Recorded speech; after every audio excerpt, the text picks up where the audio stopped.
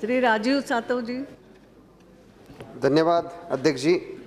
महिला किसान के सशक्तिकरण की बात इस प्रश्न के माध्यम से हम कर रहे हैं।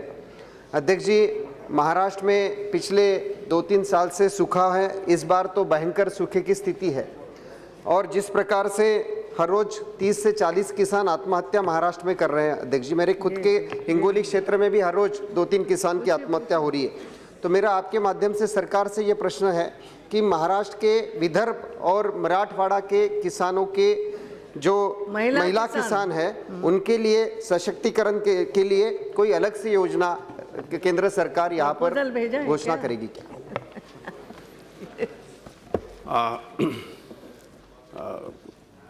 अध्यक्ष महोदय जी, आदरणीय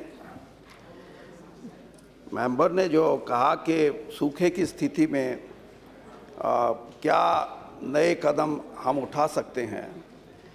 महिला किसान सशक्तिकरण परियोजना का मतलब ही ये था कि महिलाएं जो सिर्फ कृषि जिनका व्यवसाय है या वो भी व्यवसाय उनके खुद का नहीं है बल्कि उनके परिवार का या उनके पति का है, उसमें वो सहायता अर्थ थी।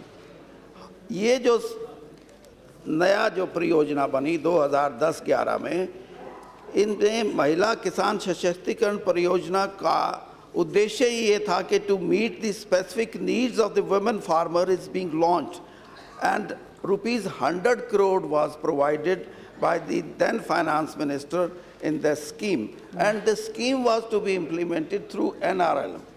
मैम, इसमें देश में 10 करोड़ ऐसे घर हैं जो यहाँ महिलाएं कृषि आधारित अपना व्यवसाय करती हैं। इस स्कीम के तहत ये आइडेंटिफाई किया गया और उसमें 8 करोड़ के करीब लगभग ऐसे घर हैं जिनको छुआ जा सकता है महिला सशक्तिकरण प्रोग्राम के माध्यम से। और उसमें हमने ये माना कि जहाँ कृषि है उसके साथ साथ कुछ और उसके साथ जोड़ दिया जाए। और मैम, जो जहाँ फॉरेस्ट लैंड है वहाँ भी उसका जो बेसिक व्यवसाय है, पत्ते तोड़ के लाना या दूसरा कार्य, उसके साथ साथ खेती भी उसके अंदर करने का जो प्रावधान किया गया। पोल्ट्री का व्यवसाय उसके साथ जोड़ने की कोशिश की गई।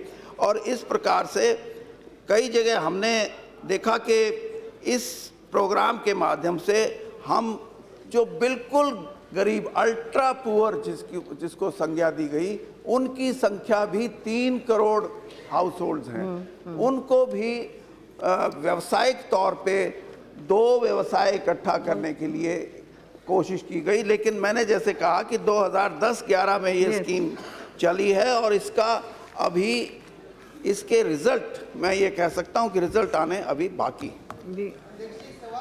विदर्भ का तो प्रपोजल भेजोगे तो करेंगे।